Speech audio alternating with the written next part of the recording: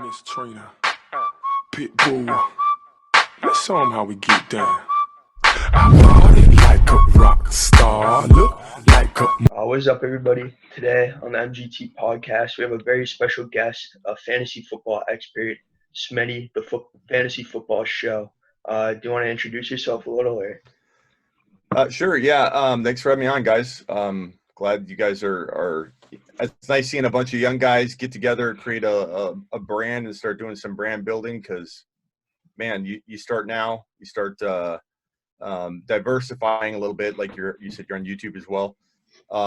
Before you know it, 2-3 years down the road, when you guys are ready for college and you're deciding on what majors you want and stuff, maybe it's going to be journalism, maybe it'll be marketing, whatever. You guys should have a nice little brand going. So nice work.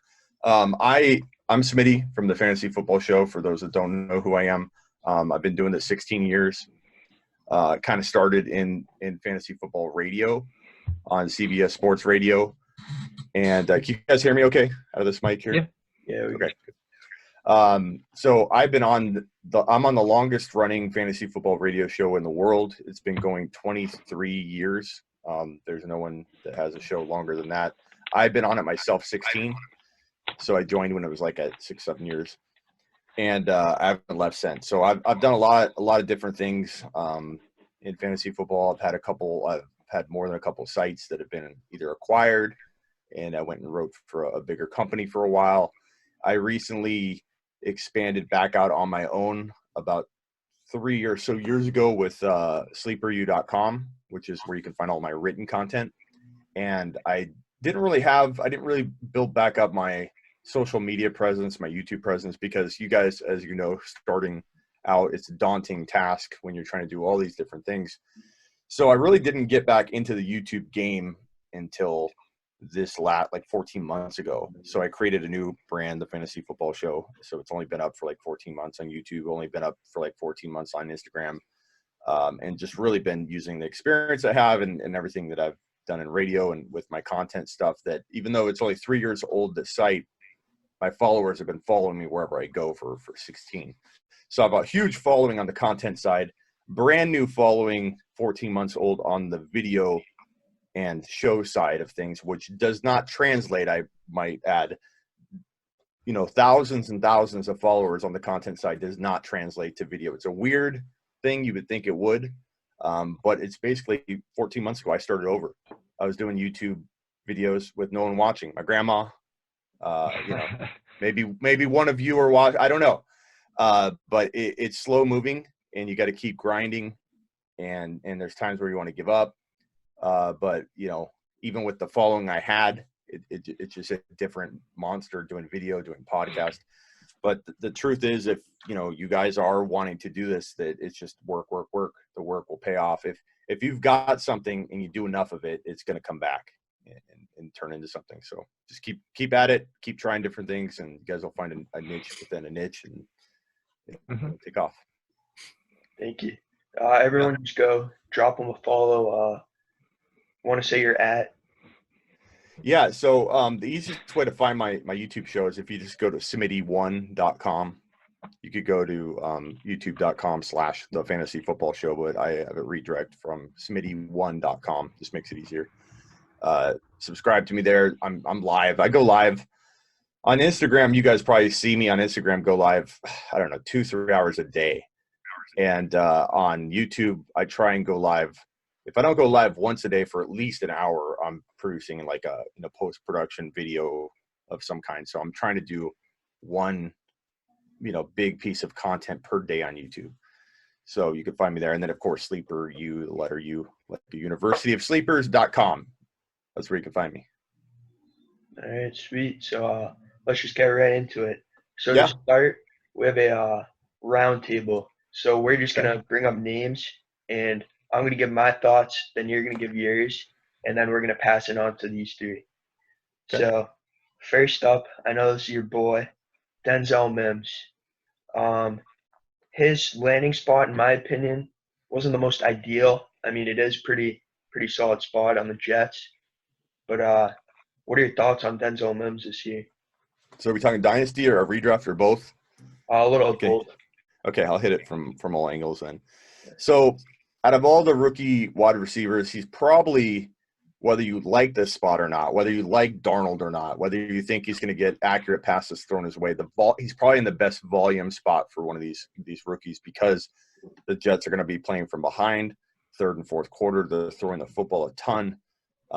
Whether he gets the ball thrown to him accurately or not, that's a whole different thing. But given he has one of the best catch radiuses in the entire, draft class, if not the best, I think that's good for him, because he's going to be able to grab a lot of those errant passes that Darnold might throw his way. So I think by pure volume, pure opportunity, playing from behind a lot, I think he's going to finish as probably the best or second best wide receiver from the rookie class for 2020. Dynasty-wise, I love him, as you mentioned. People that don't know me don't know that, so I'll say that best catch radius, so polished, so aggressive. He plays a lot like DeAndre Hopkins does right now in the NFL in terms of how he can dominate the space around him and dominate defenders and just manhandle people.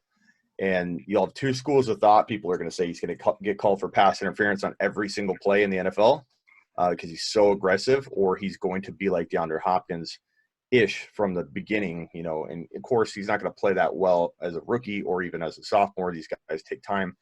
The coronavirus situation is going to probably set all these rookies back, and they're not going to have the rookie years that a lot of people, I think, are going to hope for. Maybe Mims will be able to pull off a really good rookie year the whole way through, because they're going to need him more than other teams might need, Chenault in Jacksonville, or, even CeeDee Lamb might get eased in a lot slower than people expect, and some of these running backs especially. So I'd say cautiously optimistic that he can be eventual high-end wide receiver 2 with a lot more upside than that. But in redraft, you can't draft these guys anything but a bench wide receiver, hoping that they get into your wide receiver 3 spot, down the way a little bit. Yeah, I definitely agree with that. Personally, I mean, I'm not as high on him as you are, but I definitely see the value there, especially for this year compared to other rookies that are not in such ideal landing spots. I think a Justin Jefferson, he kind of got screwed a little by the landing spot just because Kirk Cousins couldn't really get Diggs the ball. So how's he going to get Jefferson the ball, But I know Logan here is very high on Denzel Mims, so I'm going to kick it over to him. I think Mims is in the best place to succeed out of all rookie wide receivers, personally, over Judy, Lamb, because, all those guys already had solid WR ones. But on the Jets, you had Jameson Crowder, who before that had never been the number 1 wide receiver. And even last year, he did okay, but I think that Mims brings a whole new aspect to that offense. I think he's a big body. Like you said, the catch radius is going to be huge. I see him as the best receiver on that team by far, just in my opinion. So I think he gets the targets. Yeah, for sure. Sorry. Either you guys got Am I anything? good? Yeah. So personally, I just think while New York is a good landing spot for him, just based off the fact that, especially with the departure of Robbie Anderson, there's not a lot of offensive weapons through the air. Receivers from the Jets the past couple seasons have been so streaky. You look at Crowder last year, and he was putting up games with 100 yards, and then the next game he's getting 2 catches. So I think if Mims can, kind of settle into his niche and he can get open a lot, and I think if that's possible, then I think he's going to have a great year. But personally, I love him, but I'm not 100% sold on him, just based off the fact that I don't really trust Sam Darnold as, an upper tier quarterback. And while that could definitely change this year, I'm not sure. We have no idea how anyone's going to perform after this. I don't know. I'm excited to see what happens. And I'm optimistic, but I'm just not sold yet. Rory, you got anything? He hit the nail on the head. That's pretty much it. All right, sweet. So I'm going to move on to one of my personal favorite. I will say real quickly that, it's the thing about it's either believe in the talent or you don't. And it's understandable. There's so many good rookies in this class. You could easily rank him, 5 or 1. But the one thing I'll say is that I think that Mims it's going to come down to the fact that I think this guy is just so polished that if you look at AJ Brown, a lot of my rookie content on the ball dropping at midnight on the first of the year, I'm sitting at home just typing away, getting stuff ready. Well, that's just the way I live. I live for this stuff. And one of my favorite days of the year is January 1, because I roll all my content over from sleeperu.com to the new season. And it's like, it's loaded with content. So what I do is I break down these rookies coming in for that, April draft. I break down the rookies, and AJ Brown was my number one by far wide receiver coming into last year's January timeframe. And his landing spot, I let influence my ranking, and I dropped him down with caveats, with explanation of if something happens at quarterback, guys, this guy's going to be the man. And sure enough, talent won, is winning out with that. Situation changed at QB. So whether it's Darnold getting better than we all think or them figuring something out, I think Mims, like AJ Brown, is capable of creating his own production. Even with a bad quarterback, there are some wide receivers that can do that, some that can't. Like Amari Cooper would be an example of a wide receiver that can't do that. He has to have the right quarterback, or he's completely non-existent from an elite standpoint. Mims feels a lot like AJ Brown, where it's going to happen. He's going to make the people around him better. So that's the last thing I'll leave on Mims, is that I just feel like he's that kind of wide receiver. And I don't know I'm going to make the same mistake this year and not trust my gut on the talent side of it and let the situation determine too much, because he creates his own stuff. But go ahead. Sorry. Yeah, for sure. No, that was a great take on that. But I'm going to move on to one of my favorite receivers in this class, especially the landing spot. I think that was pretty ideal for him, Brandon Ayuk. I think that spot's pretty good for him. I mean, I don't know how confident I am in Jimmy Garoppolo throwing the ball to Kittle, Debo, and him, because he has games where he barely throws the ball and they just pound the rock a lot. But I think Ayuk's talented enough to make his own, like you were saying, create for himself. And I think he could steal the receiver one spot in San Francisco. What do you think about that? So here I'm torn on that, because I have a lot of San Francisco 49er followers. I have a ton of them. I have some connections with, I'm not sure how you guys see, but a lot of my videos with a couple 49er pages. So I have a lot of 49er people that I don't want to piss off right now if they see this, but here's the thing. Ayuk is an amazing talent. Ayuk landing in San Francisco is amazing for the 49ers. It's a great football move. He's going to be great on special teams if they decide to use him as a returner. He has the arm span of a 6'6" person. He has as big an arm span by just maybe a fraction of an inch or whatever as Calvin Johnson did, who was 6'5". So he's unbelievable. And so from a football perspective, he's going to help this team win games, and it's a phenomenal draft selection. But as you pointed out, Jimmy G and the Niners don't throw the ball enough, I think, to make him consistent. So will he have big games? Yeah. Could he develop later? Yeah. If something happens at quarterback 2 years from now, 3 years from now, when he's ready anyways to bloom, then that might be, a reason to not react right now to Jimmy G and the way their offense is right now. So I can see if you like him talent-wise. If you feel like I feel about Mims with Ayuk, don't let the situation now determine too much, because he wouldn't, explode as a rookie anyway. But right now, I feel like there's just not enough to go around. Kittle's going to command a ton. Kittle already doesn't get enough as he, you want him to get. You want him to get like 1,200 yards, 12 TDs, and like 90 receptions, but he might not do that because there's just the volume's just not there. And Debo's going to be running, catching, commanding a whole lot of usage. And so as a rookie, I'm not going to be starting him on any leagues in redraft. But Dynasty, I like him. I'm taking him, but there's just a lot of wide receivers that are in better spots. Yeah, I agree with that. That's actually a good point. I actually really didn't think about the Kittle effect. I mean, I do want him to get as much volume as Kelsey. That'd be amazing. But, even Jimmy G can't get Kittle the ball, so that's probably something I'm going to have to reconsider. Does anyone else want to touch up on Ayuk? Yeah, I'll go for a second. Like you were talking about earlier, I think that the 49ers passing game is it's already not the main point of their offense, especially with the emergence of Raheem Mostert. And I think Breida leaving doesn't really have much of an effect on that. And I just think, while I don't really think the 49ers wide receivers are extremely talented.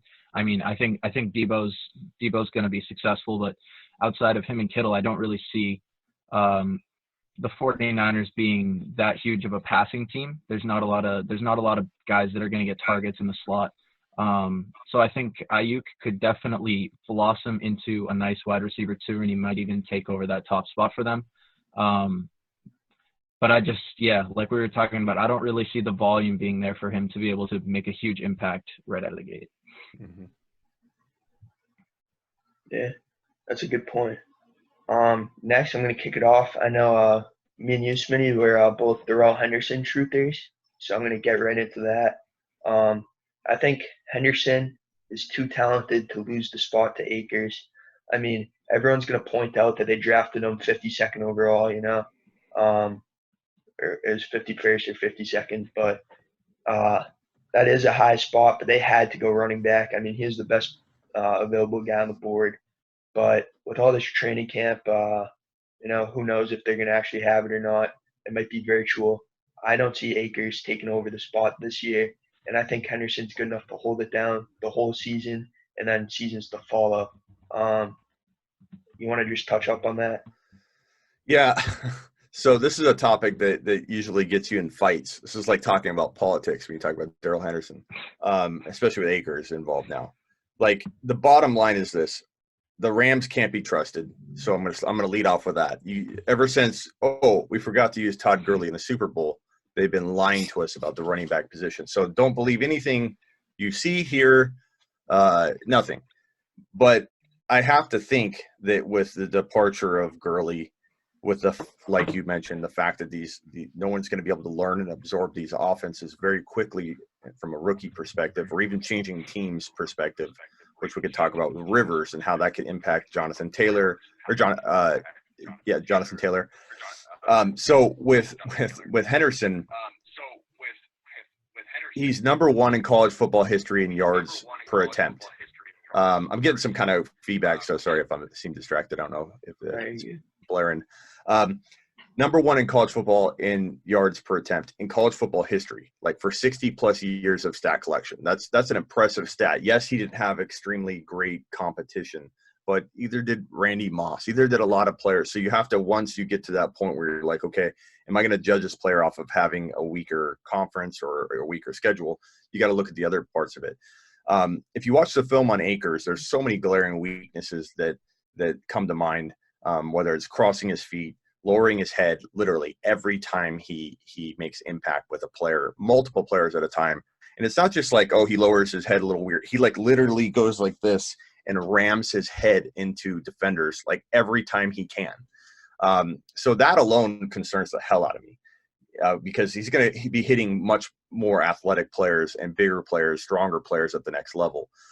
He's not patient at all. He doesn't wait for holes or reads to develop.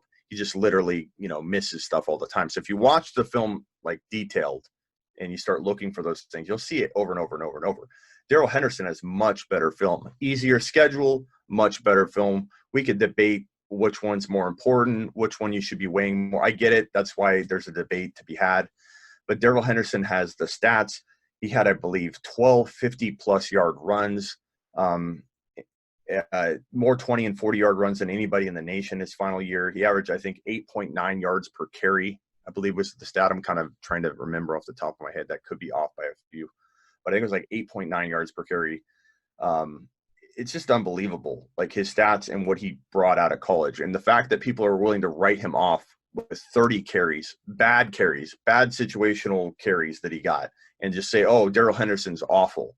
Like, that's the reaction you get from most people. Darrell Henderson's awful. Smitty, let it go. Why do you like Darrell Henderson still? Let it go.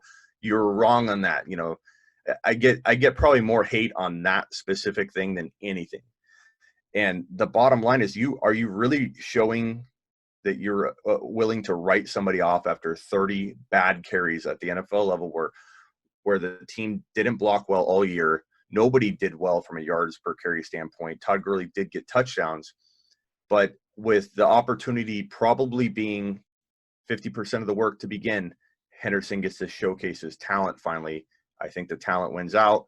And as you said, Akers doesn't have a shot at grabbing a lot of that early on. And they proved what they just proved with Darrell Henderson, I think will be proven with Akers. Drafting a guy doesn't mean anything to the Rams.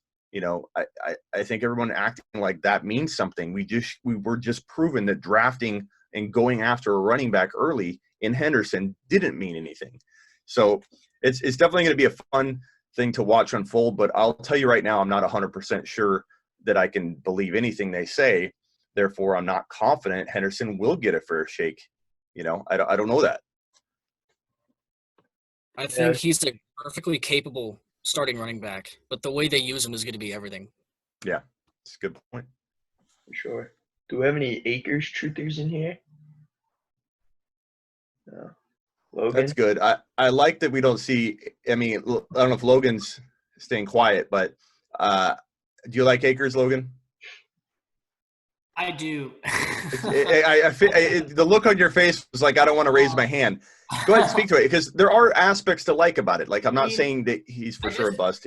I just like the kind of runner he is. I mean, just specifically just because – I mean, I haven't seen many of his games, but from what I have seen, he's mostly – he's got a lot of agility, but he's more of like a north and south back. So, I mean, he runs a rock. I mean, he's a really like talented running back. I mean, I see what you're saying about Henderson. I just see – I don't know if you draft a running back that high and then have him sit. I don't know where Henderson went last year. That's what I don't know. Pretty high. Let me look it up. It's like the third, I think. Yeah, it wasn't that big a difference. Like early third? Let me find out. Number 70. So we're talking not that far off. So, I mean, I like Akers more like right now, but like if Henderson shows it, because I didn't really see much out of Henderson. It's 1 year removed. Everybody forgets about what he did in college, and all of a sudden, you know what I'm saying? So just at the moment, I like Akers because it's more of a fresher memory because we just saw him play. We didn't get to see Darrell Henderson play last year. But once Henderson is fluxed into like the starting role, or if it's 50-50, he might win out. Akers might win out. I'm not sure, but I like Akers right now just a little bit better. And I can't blame anyone for that. Like, honestly, just the mere argument of the Rams can do whatever they want, and it doesn't mean it's going to be the right decision. That alone means that you could be right on this, like, just off that. You know, they might say Akers could suck, too. Let's say he is horrible for 5 straight weeks. They could be like, we're starting Akers all year. That's the kind of stuff I expect out of the Rams. So, I mean, look at their logo. Like, they can't make a single good decision anymore. It literally transcends through everything that they do. Their draft was bad. Everyone thinks their draft was bad.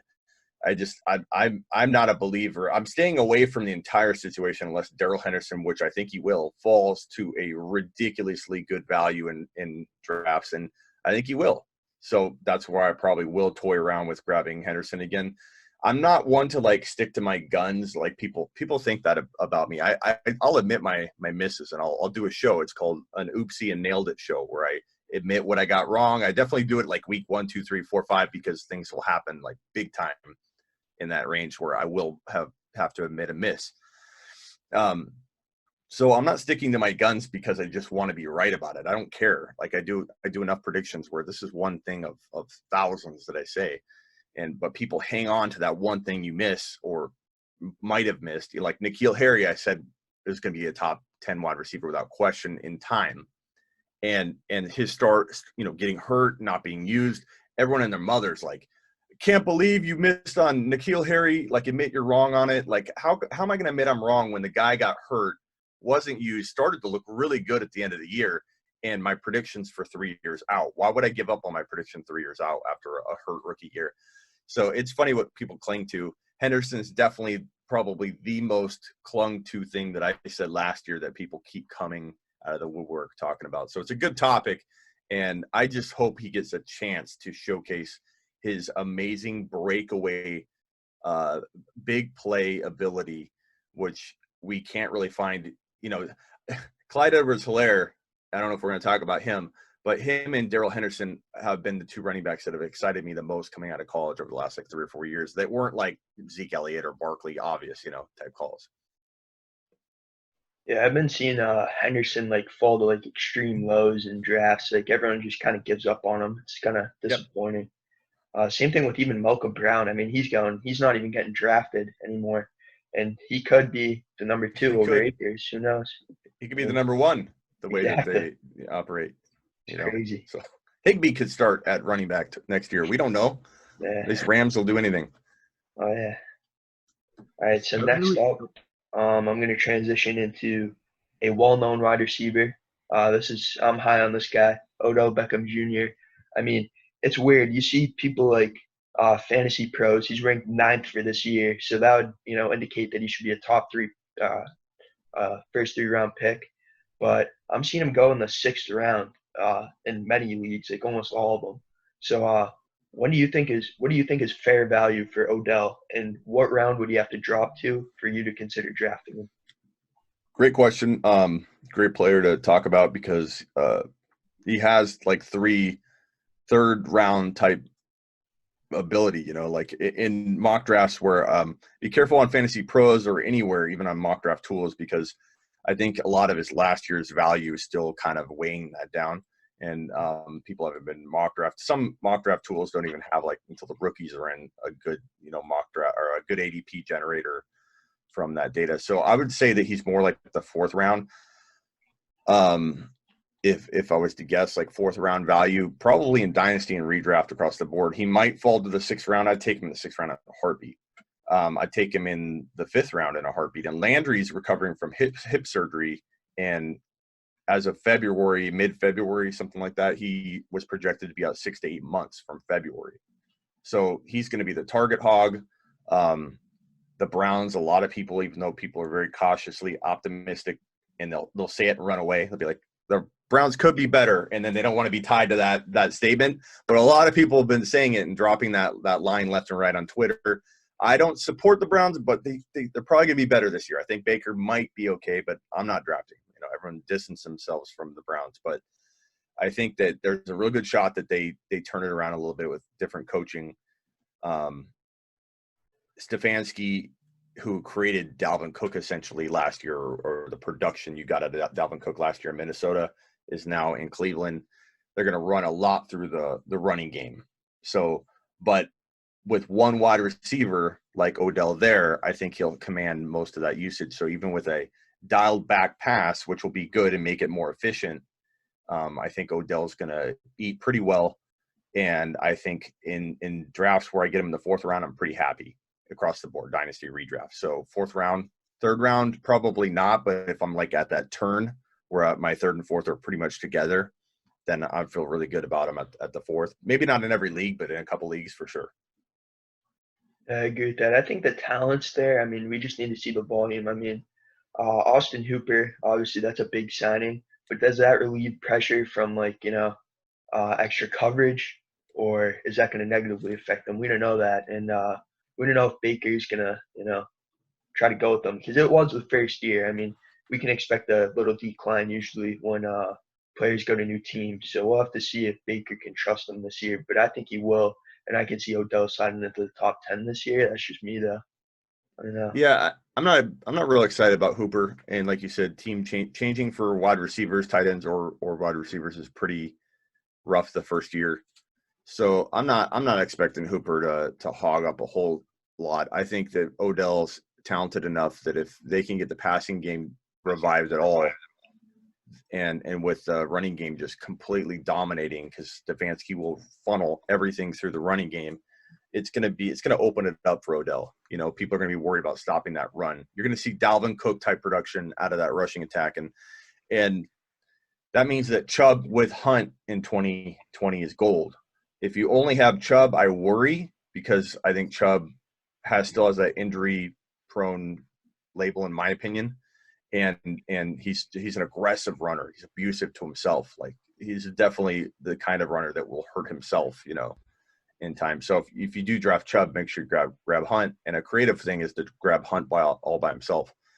But I think that there'll be enough for Odell to eat Landry will be recovering kind of all year. I don't know that Landry comes back this year anywhere close to the same form. So I like Odell a lot in that scenario. Anyone else want to touch up on Odell? All right. So now we're moving on to another rookie. This is a sleeper that I like, Devin Duvernay. I think that's an ideal landing spot for him just because the Ravens want like a high, fast-paced offense. And with Willie Snead in the slot, I don't really think they're getting there with Duvernay is much faster.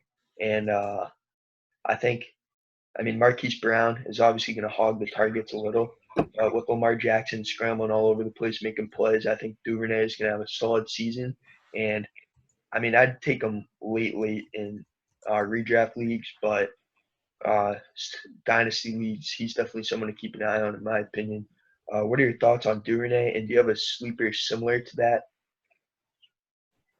I like him. There's just so many wide receivers from this draft class. It's hard to pick once you get past the big, like 5 or 6 guys. Claypool, Higgins, Pittman, Gandy Golden, Gabriel Davis, Antonio Gibson. Like, there are a lot of guys that I feel like have that same kind of, so it's even hard for me to rank them above many of those guys. But I think there's opportunity. Definitely a good situation if he ends up being really, really talented. I guess like taking a stab in, somewhere outside the top 15, which you easily could get him that far, then I say why not? If you feel like if you like his film and you feel like he has a shot to compete with those guys, grab him in one league and hope for the best. But I don't know that I've got him pegged on any one of my rankings as an elite talent. I'll rewatch some footage on it and I'll let you know in a comment or two. To be honest, I haven't watched a ton of video on him lately. I did back in January. But some of the guys that I rewatched, I felt like the second time around, I'm like, why didn't I feel this way about this guy now? There's a couple of those situations. So it wouldn't surprise me. I'll give it a look. But this wide receiver class is so deep. He's one of the deeper guys. He's like in the Gandy Golden range, or Gabriel Davis, or because I think everyone has like Pittman, Claypool, Rager, Higgins, Ruggs, Jefferson, Mims, Judy, Lamb, all above, guys like that. So it's tough. Dynasty hunting is tough. And, even with the running backs, when you get down to like Eno Benjamin or McFarland, like you have to dig pretty deep. And I don't know that there's going to be any gems in there. We'll see. Yeah. There's always like, twists and turns, like everyone was high on Ronald Jones and Rashad Penny. They still haven't done much. Yeah. Anyone else want to touch up on Duvernay? Go ahead, Logan. Duvernay. I'm a huge Duvernay fan, like personally, just because actually going back to last year, he broke more tackles than Texas's starting running back. Like he's a bigger dude. Like I think he's 5'11", like 205 if I'm not mistaken. And I like the way he runs and the way mix that with one of the best, like some of the best hands in college, and you have Devin Duvernay. Like he is. I'm not going to say like he's like the next like all-star receiver or something like that, but like just to keep an eye out on him because of that Ravens offense and how they were a lot of their passes went to tight ends last year. Like Willie Snead didn't do anything last year.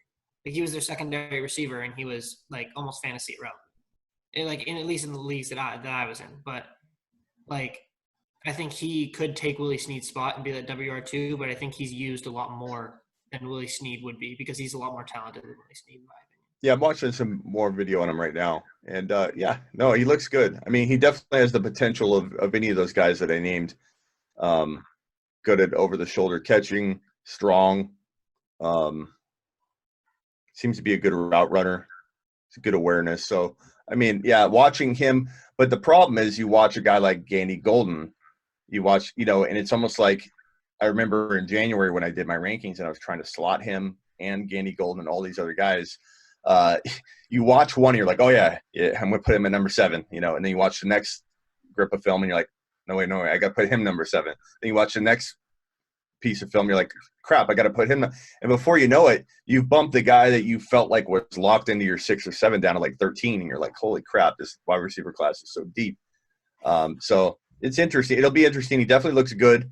There's some raw pieces to his game, which is why he's not ranked 3 or 4 or 5, but definitely has some massive upside with that offense. And if he gets volume, he's going to develop. So kind of reminds me of, if I'm watching him, he's tough to comp. I'd say like, let's see here. I'm going to watch a couple other plays. Maybe I'd say like Anquan Bolden or what do you guys think? What would you say a comp would be for him, Logan? It's kind of hard. I think I'd compare him to like, I mean, I don't even know receiver. He's got a running back body. I just looked it up. So it's 5'10", 200 pounds. So, I mean, that's like running back size, maybe a little bit bigger than a running back, but I wouldn't be able to, he kind of isn't the wide receiver mole. You know what I'm saying? Like he's not huge, but at the same time, like I think he does well against like the secondary and stuff like that. So yeah.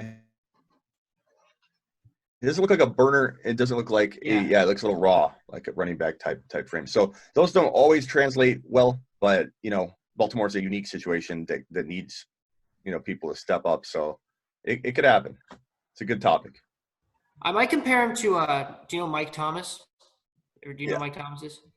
I think that's probably like my best comparison from what I've seen. I mean, obviously he wasn't like a Pro Bowler or anything, but just like size wise. Yeah. Yeah, it's a good topic. We'll see what happens. He's in a good spot. So if the talent's there, he'll climb up. Yeah, for sure. Liam and Rory, do you guys have anything on Duvernay? I just think, especially with so much talent in that backfield, it's going to be tough for him to get a lot of volume. But like we were saying earlier, how their number 2 receiver is at the moment Willie Snead, and Willie Snead hasn't really translated to much success in Baltimore at all. So while I don't feel like it would be too difficult for him to take over the wide receiver 2 role, I feel like so much of the passing game goes to the tight ends. You have Mark Andrews, who's, in my opinion, one of the top 5, top 6 tight ends in the league. And I just feel like there's so much talent in that backfield. I mean, you've got Ingram and Gus Edwards and Dobbins and Lamar Jackson. That's absurd. And I don't know. I'm not huge on his volume right out of the gate. If he starts to prove himself and maybe starts taking some targets away from Marquise Brown or some of the tight ends, I feel like he could have, a pretty big impact. But I just don't know about right away if he's going to have a huge impact. I think he's a redraft, in my opinion. I will say that Hollywood Brown is going to have a huge year, and I think he could be a really, really big breakout wide receiver. I'm not talking about like, he's going to be a really good. I think he could flirt with wide receiver 1 value here and there. You just don't want to draft him there because you don't have to. You can take Brown at like, I want to say 6th, 7th round. You what? I said everyone just agreed with you when you said that. Yeah. Yeah. That's fine. That's commonplace for me. So for Hollywood, he's got size issues. Like you could say he's too small, but the guy is so quick. He's literally the number 1 wide receiver, and I don't think that's going to change. Duvernay or anybody is going to take that from him for 2020, 2021. It's going to take anybody time to develop at the next level, unless they draft a really big name wide receiver next year. They could develop quicker. But he's the number 1. He's super quick. He's playing in an NFL where his skill set translates and makes him really hard to guard. And if he can learn how to take less hits and just kind of do what Antonio Brown did for so many years and figure out ways to get open with and avoid contact when you can, I think he's going to be fine. I think he's going to stay relatively healthy, and I think he could flirt. You draft him in 6th, 7th, 8th round territory. So I'm not saying invest anything high at all, but he could be that guy that you're like on your team looking later on, like, oh my God, how did people miss this guy breaking out and having such a big year? What are the reasons you guys don't like him? Oh no, we all liked them. You all liked him. Okay, I thought you said that you disagreed. Yeah. Yeah. When you Okay. said that he was going to be a wide receiver one category, everyone nodded that yes. Yeah. Okay, I thought you were saying that you disagreed. I was saying that's par for the No. course for me. I think it's hard not to be up on him. Yeah, size is the only thing. Yeah. Yeah, I see him But- as like a future top 10 receiver many years to come, you know. Did you guys see the video footage of him working out with like Antonio Brown and just working out on his footwork right now, like while everybody else is kind of like you see players get interviewed right now and they're like, yeah, they're on NFL.com's Instagram, video. It's so boring too. They're the worst interviews. I feel like somebody has to take over that NFL.com Instagram account and do some live videos instead of this, hey, what's your favorite puzzle? Or like it's the worst content ever. But they interview some of these players and they're like, yeah, I've been sleeping in and, I get a workout. I try and get out of the house and run or do something. Like people are not doing what they need to do. This is going to be the year of the injury for the NFL players. And, but you see footage of Hollywood Brown working on his footwork and the dude's feet are just insane. His quickness is insane. I don't care how small he is. You won't be able to guard this guy one-on-one. He's going to be so slippery across the middle of the field that he'll be the guy catching that wide open 15-yard slant where no one's around him. And yes, then he's got to worry about getting leveled or making sure he doesn't continue to take abuse over the middle. But he's that guy that's going to be completely wide open given the rules of the NFL today, that you can't touch after so many yards. That this guy is going to like be impossible to like contain, hold, and he's going to create his own space. So I'm so excited for him. I've drafted him in a ton of leagues, and a lot of people hate on him. So it's going to be kind of a fun year if he does well. Exactly. Now to switch gears into running backs, the draft brought a lot of unexpected landing spots, and we had guys that everyone seemed to have written off, like Matt Breida, Jordan Howard, Keyshawn Vaughn, and Ronald Jones slide into pretty interesting what I'm looking for, interesting places. Who do you think is going to win over the Miami backfield and the Buccaneers backfield, or do you see a timeshare in both? The Buccaneers backfield, it's going to be Vaughn. I think there's just too much opportunity there for him and not a lot of competition. As I mentioned earlier, and we've all kind of touched on it, that this is going to be a strange year for rookies. There's definitely a potential for all these rookies to start slow. And, just if players' reactions are, I get outside once a day, or no one's working out and absorbing anything right now. I know that they're doing virtual meetings. I realize in the next month or so, they're going to change that ramp up and you're going to see a lot of these rookies get more exposure, but it's nothing close to what they would have got had this been a normal offseason. And if we don't have a preseason, coaches are just going to, by default, be like, I'm not using a rookie in week one when they don't know everything and get my quarterback leveled because they don't know how to pass protect and this and that. So would it surprise me if Ronald Jones or whoever gets all the work week 1, 2, 3, and Vaughn doesn't get going till week 6? No, it wouldn't shock me at all. But I think ultimately, if I'm drafting anybody, it's him with the patience that he'll eventually become the starter versus getting any early work that I don't even need yet. Because who's starting Ronald Jones on their fantasy team? Your team's screwed if that's what you're actually leaning on. So with that type of draft selection, I'm making it a future 2020 move, not a now move. I don't care who's the starter now. I'm not using that starter now. I want when I hit an injury and Derrick Henry goes down or something, I want the guy who's going to be the starter in week 6, 7, 8. Give me Vaughn. Miami, who the hell knows, man? I'm staying away from that running back position, plain and simple. I'm glad that Jonathan Taylor didn't land there. I'm glad J.K. Dobbins didn't land there. I'm glad Hilaire didn't land there. That feels like a kiss of death for running back. So, and I kind of feel the same way about Detroit. And I know a lot of people that love Swift just kind of force themselves to accept that role and saying Swift's good, he's going to do well. But objectively, if J.K. Dobbins landed there, I'd be cautiously optimistic. And I love J.K. Dobbins. So I don't like Detroit. I don't like Miami. What do you guys think about the Miami situation? I think Jordan Howard's going to take it. I was a big Jordan Howard believer before they started using Tariq Cohen way too much in Chicago. He posted 2,000-yard seasons to start his career. I think he's still pretty talented. I think we all writ him off, Yeah. considered him irrelevant, but I think he's just going to take it. That's just based on no stats at all. That's just a hunch, in my opinion. But yeah, I'm just going with Howard there. Does He's a anyone little think? one-dimensional for me, and that's probably one reason why I'm staying away, because he's in a limiting situation that's proven to fail running backs. I don't blame you. Like, if you're taking a guy, he probably sounds like the most logical choice, obviously. But I just don't understand why Miami didn't make a move for a running back. I don't know. What do you got? What the rest of you guys think about that? Before Brito was there, Like, yeah, I was no, gonna say you're good. Go ahead. before Brito was there, in mocks that I did before the draft, he was going in like 10th or 11th round. So like I had snagged him, or 9th or 10th. So I had snagged him in the 9th or 10th round, and I'm happy with that. But now that Brito's there, I don't trust him as much. But going into the draft, I was really high on Howard, and I hope that they use Howard, and I hope that Howard like proved himself there, because I saw what he could do in Chicago, and I really liked when he was the starter in Chicago.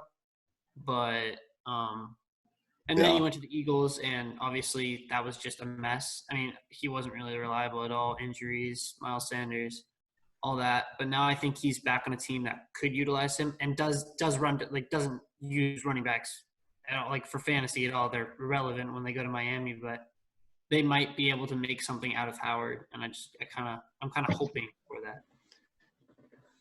Anything's possible, man. And Fitzpatrick stays healthy, then they're a little bit more dynamic right now. And I worry about Parker, because Parker vanishes once something happens to his quarterback. So he's kind of dependent on Fitzpatrick, I think, for at least right now. You got anything on Yeah, I would agree with Matt Breida, kind of, in my opinion, taking the number one role in that backfield, but I don't really feel like he's going to hold that much value personally. Just have absolutely zero trust in the Miami offense whatsoever.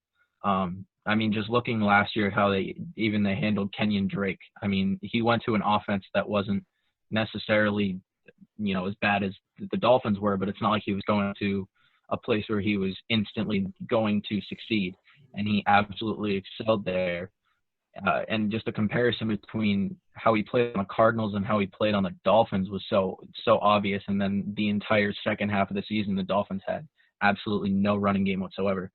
And the quarterback situation is going to be interesting, and I feel like that's going to dictate how a lot of the touches around the rest of the offense gets distributed. Because I think they do have some talented weapons, but I just don't know if they use them efficiently. Yeah, I'm just staying away from Lamar Miller to Drake to, just proven misuse of the running back position. And again, Detroit feels a lot like that. So I'm staying clear of both. All right, so now to transition into another draft kind of topic, wide receivers that were many people's sleepers got affected by the draft. Where do you stand on Hunter Renfrow and Deontay Johnson post-draft? I feel like I draft bigger name players than that at my wide receiver spot. Like, even if I'm going cheaper, I find like I'm not using those guys. Like, in the deepest of dynasty leagues, would I pick them up? Yeah. And Deontay has some upside, and I recognize that, and I definitely would take him in the right spot in the dynasty league, but I just don't envision starting those guys yet. Deontay could prove me wrong, and he's definitely capable, but I don't know that I'm trusting, Juju yet. And I want to, because Juju's going to be potentially the biggest bounce back candidate we've had in a long time in fantasy football. But I don't think I'm ready to trust him and Deontay, or to any degree that I'm like starting Deontay or leaning on him. But I would trust Deontay more than I would Renfrow. But they're not big on my radar, either one of them. That's definitely fair. I know the Raiders' receiving corps is kind of a mess. I mean, they have Williams, Aguilar, Renfrow. Then they just drafted Bowden and Edwards back to back. But I'm still pretty confident in Renfrow, as last round. That's where I've been getting them because That's fair. I've been experimenting with taking a defense before everyone and then a kicker and then Hunter Renfrow the last 3 rounds of the draft. But I don't know. A lot of people are high on Edwards. I'm not really seeing that. I think it's too much of a mess there. Hopefully, Derek Carr can have a bounce back season. And then as far as Deontay Johnson goes, I'm pretty high on him in general. But I mean, I think Claypool's going to affect James Washington more than him, just because they play the same position. I mean, I think James Washington might fall off the map a little, but I don't see Deontay Johnson really doing that. What do you guys think about that? Can I?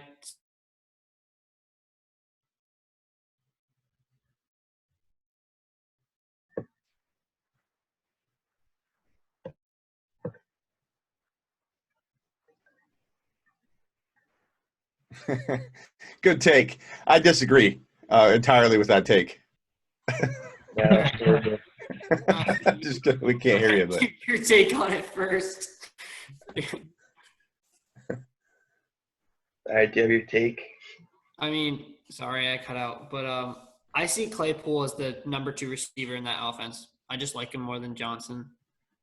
Overall, he won't be used as much as Johnson. I think just with the whole rookies maybe not being used as much because of the whole Corona thing or whatever, but talent-wise, I think he's the number 2 receiver in that offense. Maybe even the number 1 tight end in that offense. he's a big body. Yeah, so he's easy to find. He openly said that he's willing to make the switch, and I think that if he works on his blocking, he becomes the number 1 tight end in that offense, and I think he's utilized a lot more than Vance McDonald is because, I mean, let's face it, Vance McDonald's more of a blocking tight end than he is. I mean, a receiving tight end. He's not a bad receiving tight end. It's just not a good offense for a receiving tight end. I mean, but I think if Claypool stays at wide receiver, he becomes the number 2 wide receiver by next year, maybe even late this year. Or if he switches to tight end, he could become the number 1 tight end by next year. So I like Claypool. I like Claypool. You like him I'm over? personally not huge on Claypool as much as I am Johnson. Just based off the fact that, Johnson is showing, the second half of the year that he can produce. And I like Claypool's build a lot, but like you said, I feel like he'd be a lot more efficient and effective as a tight end rather than a wide receiver. And going back to your point about receiving and blocking tight ends, I don't think that the Steelers' offense has really ever had a dominant receiving tight end succeed in their offense. I mean, you go back even to Heath Miller, and it's always been just an offense that doesn't rely heavily on tight end targets. I think he's more dangerous too as a wide receiver because if you can keep a blocking tight end in the game with him also on the field. And my liking Claypool more than Deontay isn't that I think Claypool can reach, even wide receiver 3 numbers in fantasy, but I feel like he just helps that team a ton, which will help Juju see more single coverage and just help like Big Ben, I think, get back to work, having this big body that's really easy to locate, find, that can go up and get a football. And so I think Claypool is the kind of guy that's going to have like 6 TDs and like lower yardage than you would want out of a typical guy that you were counting on as a rookie. So he's just the kind of guy who could absorb touchdowns and just kind of make that offense more dynamic. But will Deontay probably score more than him? Absolutely, as a rookie. I just don't know that I think there's enough to go around to make Deontay crazy good. But what if Juju goes down or something, then Deontay, I think, would have a great opportunity. So he's got upside for sure. I agree.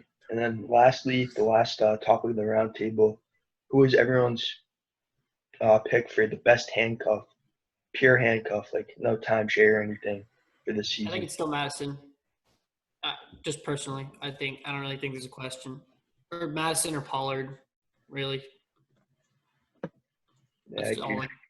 I mean, I don't even think I need to explain. I mean, we've seen how both their offenses run. I mean, both their offenses run heavily. I don't know how the Vikings are going to be with the new coordinator. I'm pretty sure they have a new offensive coordinator because Stefanski went to the Browns, but that's interesting to see. But I still think that those 2 handcuffs are probably tied for first, Pollard and Madison. Yeah, I mean, both of them are going to be in huge places to succeed. I like Pollard especially. the Vikings are going to be interesting because, like you said, they brought in a new coordinator, and Stephon Diggs is gone. So I think it's going to be interesting to see how Dalvin Cook is used in that offense now. Yeah, I mean it's going to be an interesting season for sure for them. Yeah, does anyone have any pick other than like Madison? I think Kareem Hunt's my number one cuff, but also he does have that standalone value. So I know that you guys were saying basically cuffs, but he's the kind of guy that wins you a league if you can get him. And people are taking him sometimes as early as round 6. I think end of round 6 is something I'd toy around with, but I more so find a way to trade my 8th and 7th rounder together completely, just 2 for 1 to get another high 6th round and then take Hunt without affecting any of my top 6 picks. So I still have my 6th round as normal. I think 7th and 8th round are huge drop-offs. Like you can get players at round 10 and 11 that you like as much as guys you get in round 7 and 8. So it's a great little one trade move, trading 7 and 8 for 6, taking Kareem Hunt, even if you don't own Chubb, and winning your league if he gets into that offense and getting flex type value right away. Anyway, Madison to me is the number one, like you could almost flex him too in some deep leagues, but I think he wins the league if he gets in there. He's a top 5 to 7 running back if he's starting for Minnesota, and Cook is not the definition of staying healthy. So that's a good cuff. And then Pollard, I think, is definitely the next one. So he'd be my third. So it'd be Hunt, Madison, then Pollard. People drafted Pollard in the 3rd round last year when they thought Zeke Elliott might only hold out 4 or 5, maybe 6 games, 7 games, and people still were diving into a 3rd round ADP. That's how much they loved him in that offense. That's how good he looked. And people are going to forget really quickly and be soured on that whole situation because people invested high draft capital in early drafts on Pollard and got burned. So I think a lot of people still might stay away from him. You can get Pollard really, really cheap, but I think you reach at least a round more than you have to for Pollard in any draft. Even if you don't own Zeke, if you own Zeke, you have to get him. He could win you a league if he gets into that lineup. So I think those are really 3 really, really good players. I think Edmonds is kind of an interesting one later in your draft. If you own Drake, you have to take Edmonds. He was a monster. He had 3 TDs in the game that they used him, and then he got hurt, and then Drake came in, and they traded for Drake, and Drake went nuts. So in that offense, whoever's starting is going to be a top 10 running back without question. If it's Edmonds, Edmonds will be. If it's Benjamin, the rookie out of Arizona State University, he'll be a top 10 running back. That offense is designed to produce somebody that's going to be elite. So I think Edmonds is also another good one. What do you think about the Green Bay backfield if Aaron Jones goes out? Because I've heard people saying that Jamal Williams or AJ Dillon. I just don't know what. That good thing you brought that up because that would be like the 4th or 5th name, Yeah. AJ Dillon. AJ Dillon, Green Bay. Here's the thing: Green Bay, every chance they get, they shoot down the idea of keeping Aaron Jones in the workhorse role. You ask that coaching staff, after last year, are you comfortable with Aaron Jones being your full-time guy? And it's always no, or we're going to bring somebody else in. So I don't know what's going on in practice, or his lack of being prepared and being lazy in the off seasons of the past, I think have translated into the doubt that team has for him in general or something. I don't know. He was on my top 6 bold predictions for 2020 to break out last year. So I landed him big time. And the only reason I felt comfortable with that, because the talent's always been there, but he's been lazy, he's had bad off seasons, is he came in absolutely ripped. New off season program, completely took everything seriously. He was completely ripped from neck down, just chiseled. And I thought, you know what, if he's going to stay healthy, this is the year that it's going to happen.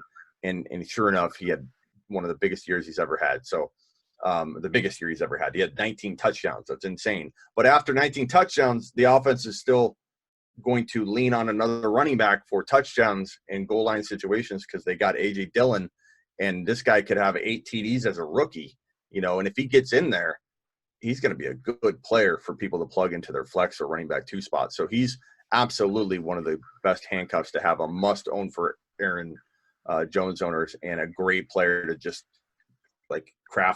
in crafty fashion draft him and put him on your bench even if you don't own Aaron Jones. So I like that, and I'm scared for Aaron Jones owners that don't own A.J. Dillon. I Do you think think it's a Jamal bad Williams move. is out the door? Do you think Jamal Um, Williams' fantasy value is just gone, or anything can happen, man. And with this, again, A.J., we've seen it time and time again. Look at N'Keal Harry. So much upside. I was so amped about him. Kept getting hurt, and then before you know it, he's on IR or they're not using him. He's not even going to suit up. That could happen at any moment for any of these rookies. So if A.J. Dillon, because he's such a big dude, he's bigger than Derrick Henry, believe it or not. He's such a big dude that if he gets banged up in the there's going to be no preseason, but just early on before the season starts, they're not going to turn to him and say, "Hey, why don't you here's 10 carries." They're not going to give him that kind of work. So it's going to be on the shoulders of Jamal to back up Aaron Jones. So anything can happen. I wouldn't say he's out, but I think that if everything goes well for A.J. Dillon, he's going to be the guy that just vultures everything at the end of the year. And if Aaron Jones gets hurt, who's a very injury-prone player, and back to my concern of him staying focused and working out and being fit and taking everything seriously, is this the right environment for an Aaron Jones to do that? I don't think so. We're not in a place of oversight right now for these players. I think if there's going to, and we don't know, maybe reports come out that he's completely in the best shape, but better shape than last year, then I'm going to change my tune a little bit. But I'm kind of expecting him not to be in the same spot he was last year, probably leaning more toward the previous years of being lazy and not having the right oversight to keep completely in pristine physical condition. And this might be why the Packers always struggle with counting on him. He hasn't been reliable year over year. And so I'm kind of staying away from Aaron Jones. If he fell to like third round value, which he has fallen to at times, then I cuff him to A.J. Dillon. I feel good. But I don't feel great about taking Aaron Jones and Aaron Jones alone in 2020. I just feel like it has bust written all over it. Rory, you got any good handcuffs for this year? I don't know. I was thinking I honestly don't know. It's fair. All right, so now we're going to transition into a little either or. This first one, both your guys right here, Kenyon Drake or Austin Eckler? My fantasy football trade calculator on Sleeper U says, and I know this because I create the formula and I'm constantly working with the numbers on it. They're both at a dead even dollar value for me in the calculator.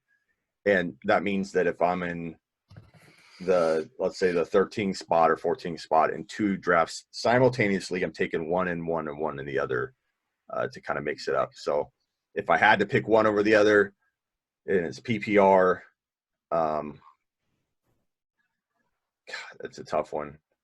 I'd probably say Drake right now. I'm real excited about Drake. And if you can back him up, I think you're more protected than if Justin Jackson has to take over.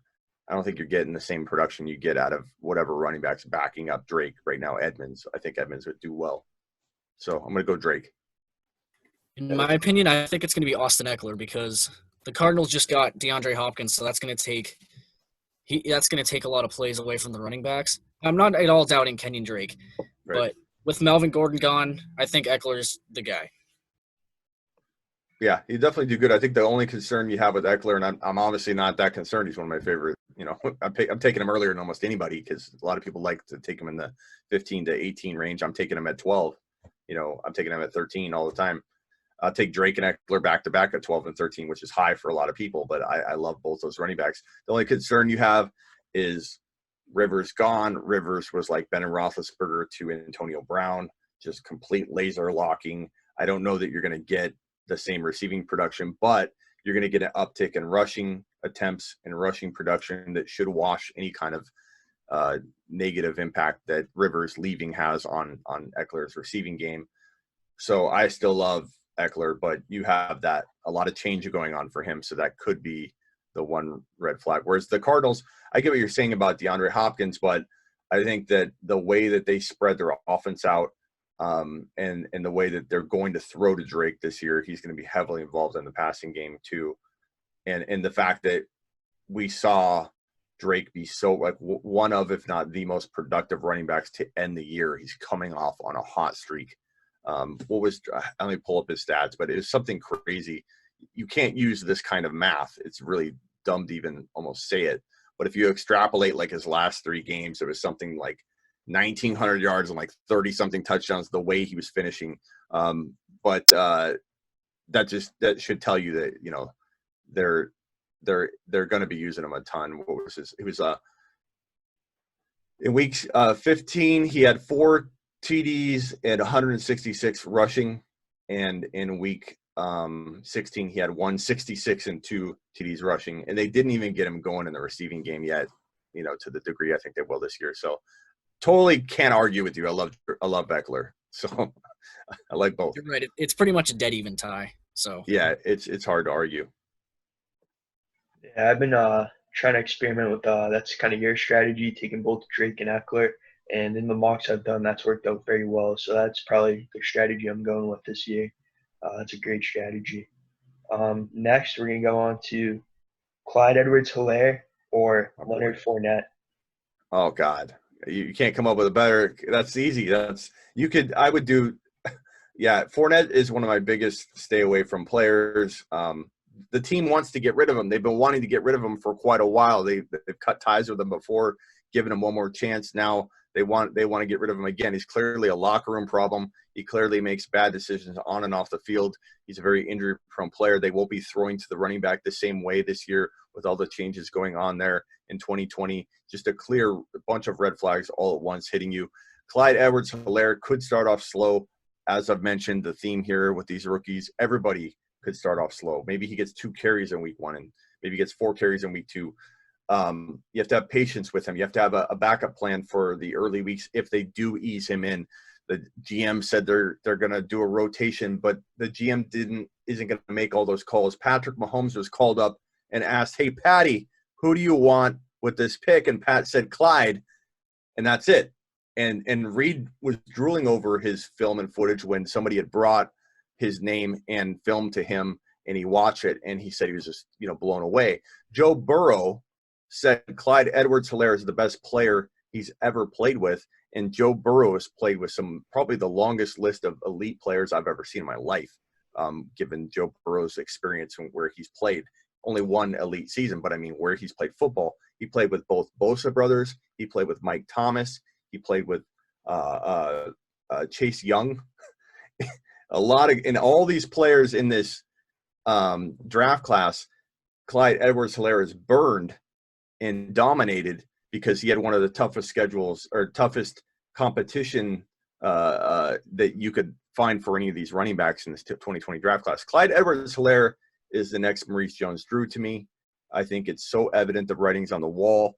Injury could take that prediction and just squash it. Injury can wipe out anybody at any time. So I'm hoping he stays healthy.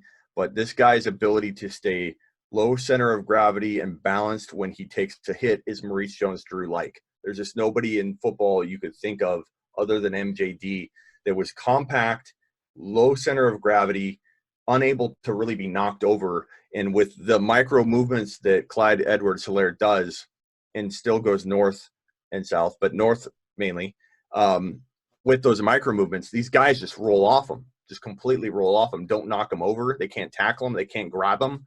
His patience and ability to hit a hole and read a defense and get better as the game goes on. He doesn't break down. Joe Burrow constantly said that, you know, he could trust him and hand the ball to him when it mattered and when defensive were getting tired. Clyde Edwards-Helaire was just getting going. The most important thing I'd say with Clyde Edwards-Helaire is if you doubt him at all, rewatch a lot of the video footage, because even going back after he got drafted by the Chiefs, I loved him a lot.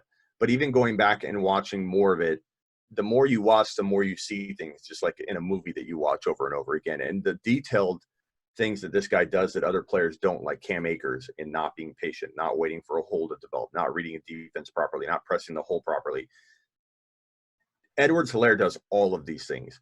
And if anybody's going to rip on his breakaway speed or whatever, that's crazy, because he's plenty fast and he's so quick laterally that he's going to average over 6 yards a carry that's the type of seasons this guy's going to give you, like Jamal Charles. These players in the past that had these crazy yards per carry seasons, that's Clyde Edwards-Helaire.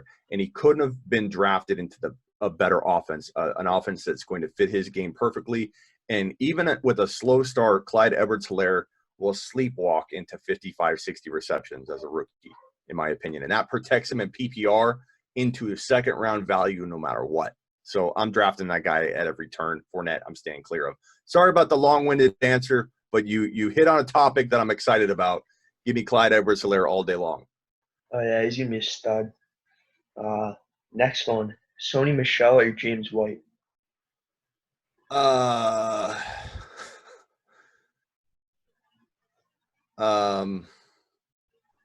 guess White. Neither. I don't think I find myself in that position.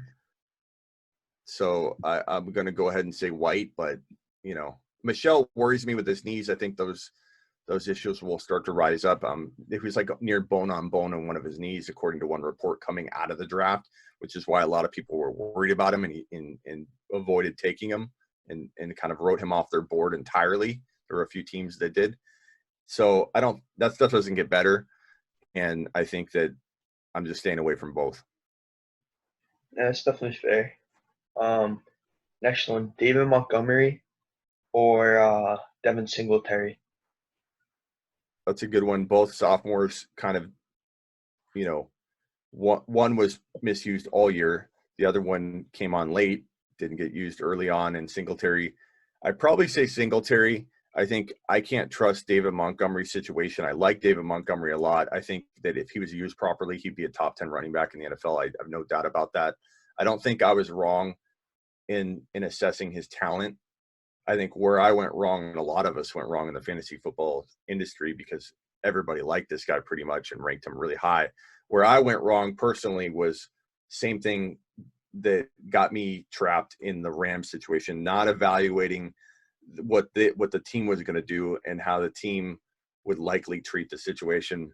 And I figured because they went and got him, because they used him a little bit in the offseason or in the preseason, and he looked good, that they knew what they had. Boy, was I mistaken.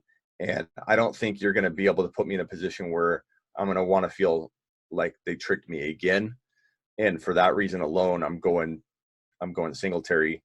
And I think Singletary is going to stay protected into that PPR production no matter what happens at the running back position. So I know a lot of people are freaked out about his carries and workload potentially taking a hit with the addition of Moss. But I think that Singletary is going to be protected in PPR. You don't want him running for 12, 13, 1,400 yards at his frame. You want him in an Alvin Kamara 800 and 800 or 800 and 900 role. Could he get 7 or 8, 9 TDs? Probably. Could he get 60 receptions, 70 receptions? He could. And so there's enough running to go around on any team to give a guy like Singletary 800 yards and not be worried about workload or usage. So I like Singletary. That's definitely a good pick. I know Logan loves Singletary this year. Before they drafted Zach Moss, I had him as a fringe top 10 running back.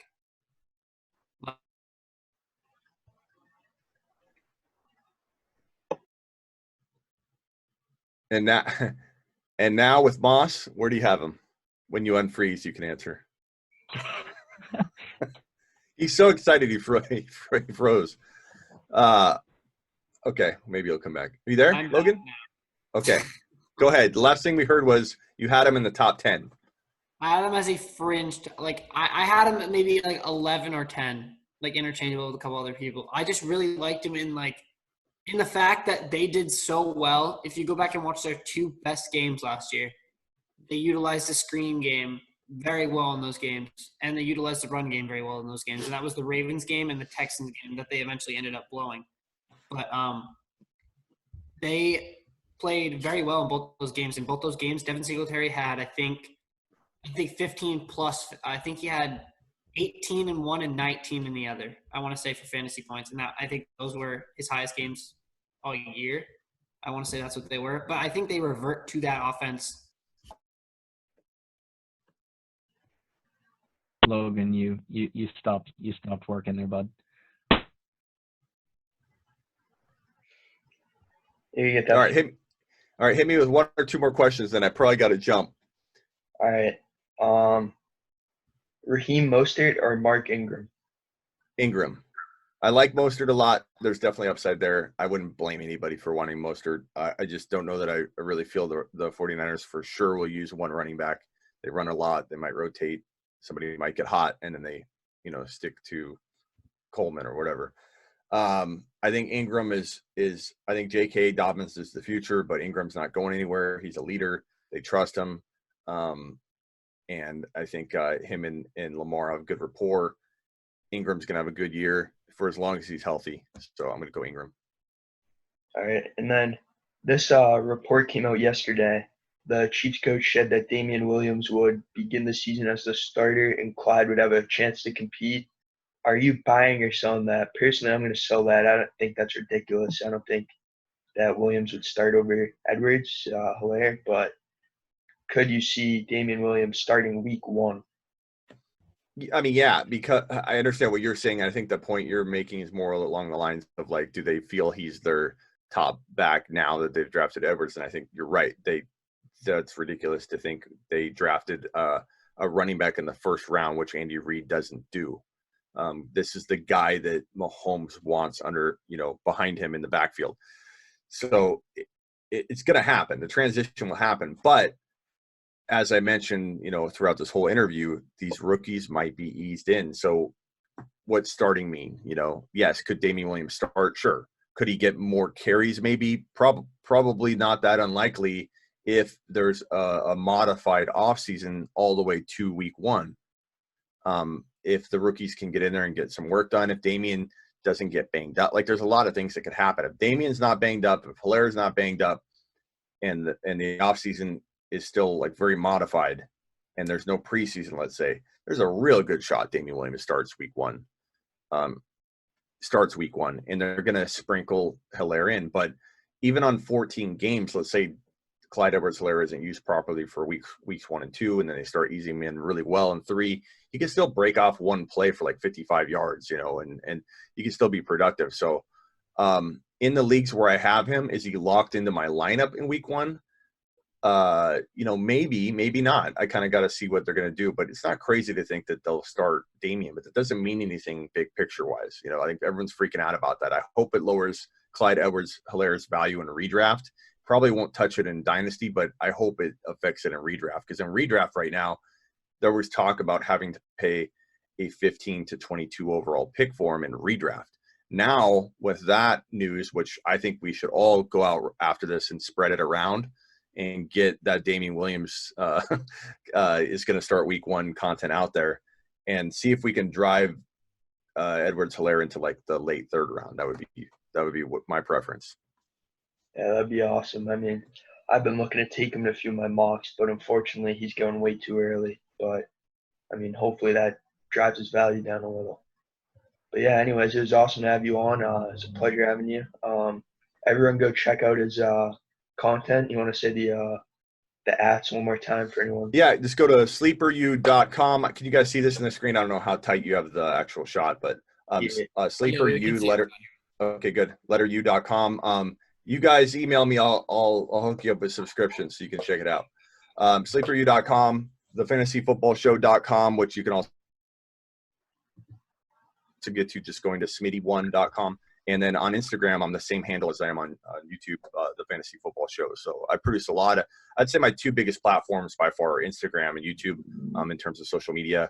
I create kind of different, but the same kind of feel, but in different styles. Like my Instagram's more like humor based, a little bit more aggressive, like I'll get on there and scream at people, and I do an Ask Smitty segment where people ask me a question, and if it's a dumb question, I let them know it's dumb. YouTube, I'm a little more polite, but it's still kind of edgy content, but both are very, very different, and you get different content. It's not just the same. A lot of people will be like, okay, here's my YouTube clip, I'm going to paste it on Instagram. Here's my, and I try and tell a story with my Instagram content and create like a nice in different environment. So both of them are I'd say my top platforms that I love to produce content on. I don't just do it. I actually love it. And I think that's a big thing that I recommend for you guys, is to do what you love. If what you love is not, even doing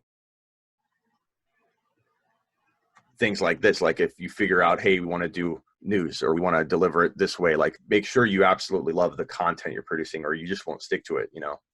For a long time when I was building this up, I kept bouncing back and forth on what can get me more views. I got to do, because, ultimately you don't want views, but you need views in order to do well and to get sponsorships to make it make sense for your life.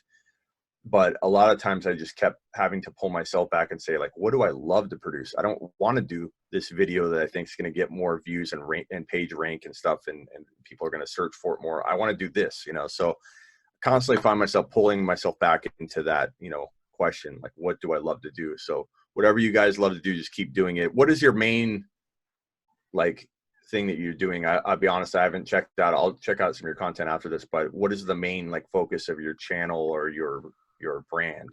Is it just, Well, like it's like kind of like a 50-50 split between getting the news out faster than like most of the main pages, but then also putting out like good series. That is another reason for someone to check you like out the page.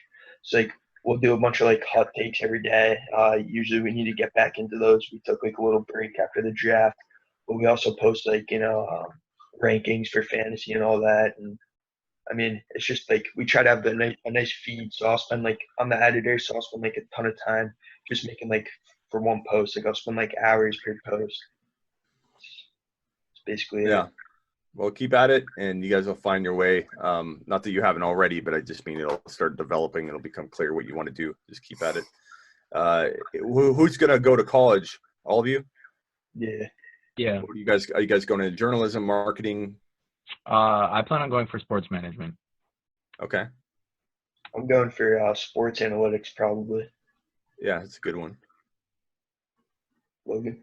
I don't really know. I don't think me and Rory really know what we're gonna do. I haven't decided yet. Pick something applicable, if you can. Like something like business is so vague. It doesn't. You walk out and you're like, what do I do with this? Not that I'm saying to not go towards sports, because analytics would be good. That's kind of focused or whatever. But like a person with an engineering degree has a job waiting for them that no one else can go take from you without an engineering degree. Nursing, teaching, like even though teachers supposedly get paid bad, whatever, those jobs have something waiting for you. And you can literally say, I can have that job, you can't. Whereas business, it doesn't get you.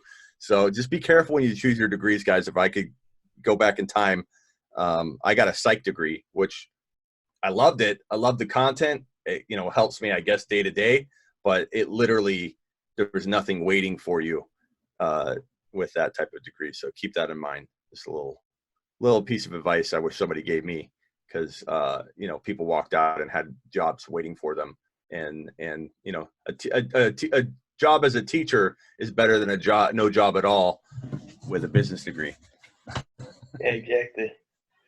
Thank you for all the advice. I mean, I'll definitely be using your draft strategies this year. I like a lot of them. Everyone be sure to check them out, obviously. And yeah, that's about it. Thank you very much. Yeah, thanks, guys. Peace. Thank you.